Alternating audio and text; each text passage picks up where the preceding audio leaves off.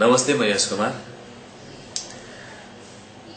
तमु समाज बेल्जियमको आयोजनामा तथा दलित समाज बेल्जियमको सह आयोजनामा यही जनवरी 28 तारिकका दिन क्लाइपस्ट्राट हलमा हाम्रो फिल्म बाटो मुनिको फूल लाग्दैछ।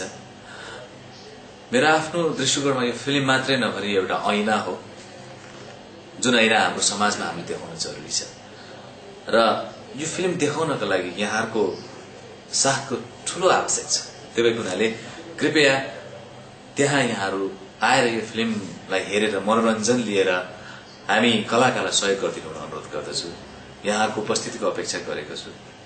धन्यवाद।